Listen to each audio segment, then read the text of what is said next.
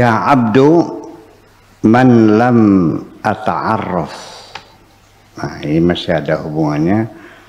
Wahai hambaku. Ini Syekh An-Nefri yang disajikan tulisannya oleh Dr. Mustafa Mahmud. Mustafa Mahmud itu bukan dokter gitu, dokter. Dia ahli bedah. Tapi sehari-hari bikin novel, bikin sajak, karya-karya ilmiah, tasawuf. Nggak tahu kerja nggak gitu jadi dokternya tuh. Tapi karyanya ratusan ya. Ketika mengatakan ya abdu, ini bukan hadis qudsi, bukan hadis qudsi, bukan firman Tuhan. Ini adalah imajinasi seorang sufi dalam memperkenalkan pemikirannya, namanya hadisun nafas, seolah-olah Tuhan berbicara kepadanya, gitu. Paham nggak? Iya. Jadi bukan hambaku ini seperti qala ta'ala gitu, enggak. Ya abdu wahai hambaku, man lam ata'arraf, siapapun yang aku tidak memperkenalkan, apabila aku tidak memperkenalkan ilaihi kepadanya, la ya'rifuni, tidak mungkin dia akan kenal aku. Artinya bapak-bapak dan ibu-ibu kenal saya enggak? Iya. Kenal. Coba ceritakan awal mulanya bagaimana proses bapak-bapak, ibu-ibu kenal saya. Pasti akan berbeda-beda. Betul enggak? Bapak Profesor Dedi akan mengatakan, saya pertama kali ketemu dengan Pak Kiai Sakor itu di IAIN dalam rangka seminar. Ya begitu ya, ya. Dan saya memperkenalkan saya menantunya si Anu. Oh kalau begitu kita masih sedulur kan? Masih apa? Masih waris, masih keluarga berarti. Oke. Dalam kesempatan seminar keilmuan, artinya bahwa yang mewarnai perkenalan saya itu adalah faktor apa? Didominasi oleh keilmuan. Betul enggak? Ada yang kenal saya lagi ketika suaminya kanjingan Kuangwung. Apa tuh kanjingan Kuangwung tuh? Lagi selingkuh. Datang kepada saya sambil menangis. Saya katakan jangan pernah minta cerai. Asal dia sudah mengaku bersalah, minta maaf, kau maafkan. Itu adalah satu kesalahan yang sangat manusiawi sekali. Karena perceraian itu bukan penyelesaian bagi saya. Akan bikin masalah baru. Saya kasih wiridan, kasih air, ya beberapa hari kemudian suaminya datang menangis, ya langsung nubruk ning pangkone, ya di pangkuan istrinya meminta ampun, dia maafkan, selesai. Artinya apa? Dia mengenal saya melalui jalur kesaktian. Betul nggak? Dan seterusnya. Nah, maka kita pun mengenal Allah itu juga 1001 jalan menuju Roma. Kita mau ke Arjawinangun, bisa lewat Jatibarang, Karangampel, ya kan gitu. Muter. Bisa lewat Kertasmaya, Kedung Bunder, bisa lewat bebas, bisa lewat, itu 1001 jalan menuju Roma. Orang mengenal Tuhan juga berbagai macam jalan. Ada melalui penderitaan, diberi penyakit dulu bertahun-tahun, oleh dokter sudah divonis mati, kan begitu. Akhirnya dia pergi ke Mekah, ya, umrah di sana, 1 bulan puasa di sana, tiap hari mandi pakai air Zam-Zam, berdoa kepada Allah, mandinya Zam-Zam, minumnya Zam-Zam, semuanya Zam-Zam semua. Selama sebulan. Begitu Syawal cek lagi ke dokter, ternyata dinyatakan bersih, kankernya sembuh. Ada lagi yang melalui di Remek nih Gusti Allah, ya, rumahnya disita, suaminya kawin lagi, anaknya kena narkoba, ya, akhirnya dia kampang-kampul, orang oli banyu, orang oli daratan. Nyungsep di Sudeng Gunung Jati, iya, puasa tiap hari. Itu artinya bahwa Allah memperkenalkan kepada kita dengan berbagai macam cara.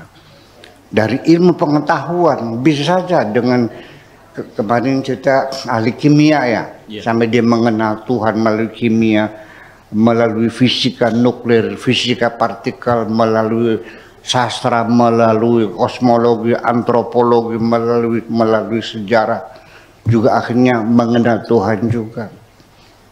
Tapi juga tidak sedikit orang yang semakin tambah ilmunya, tambah ingkar kepada Allah juga ada.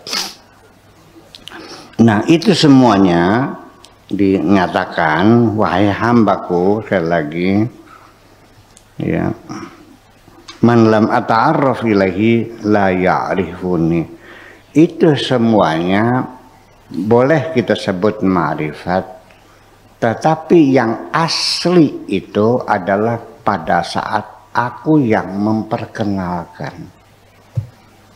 Sebab kalau melalui perantara diperkenalkan oleh orang lain, itu dapat dipastikan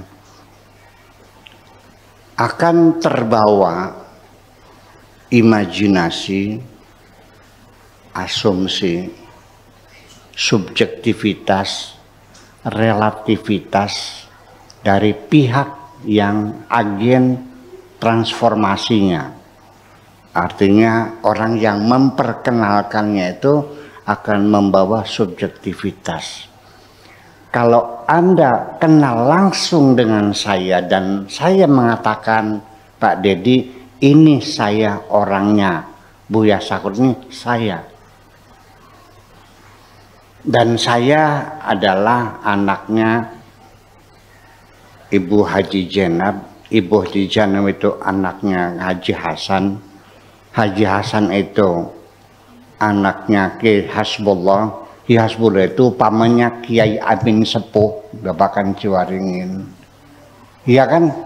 Ini turunannya, ini susu keluarganya, berarti Anda ini masih saudara, masih waris.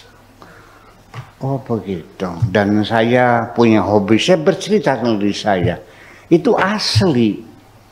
Tapi kalau orang lain yang memperkenalkan, itu mesti akan dipengaruhi oleh subjektivitas, asumsi seseorang. Kalau yang memperkenalkannya seorang profesor, Buya Sakur itu begini, ilmunya seperti ini, itu subjektivitasnya tinggi karena dia terlalu fokus pada keilmuannya. Faktor psikologisnya tidak tersentuh, betul nggak gitu? Nah, kalau yang memperkenalkan istri saya, ya pasti akan lebih mendalam lagi. Sampai kandang merangkangnya kencing.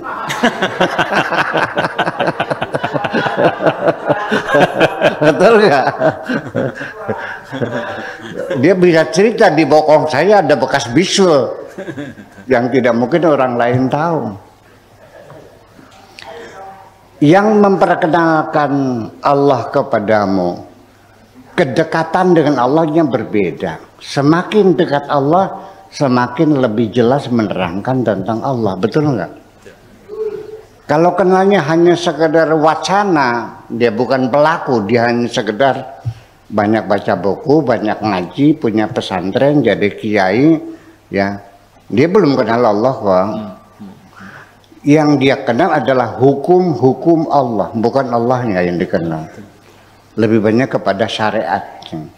Ya tentu mengenalkan Tuhan ya dengan potong tangan, dengan rajam, nggak sembahyang ya dipodari, beli puasa dipodari, dipenggal kepalanya, murtad dipenggal, mencuri dipotong, ya berzina dirajam, ya kalau maling melarikan diri dicungkil matanya, ya seperti itu, iya, dengan segala kesadisannya itu.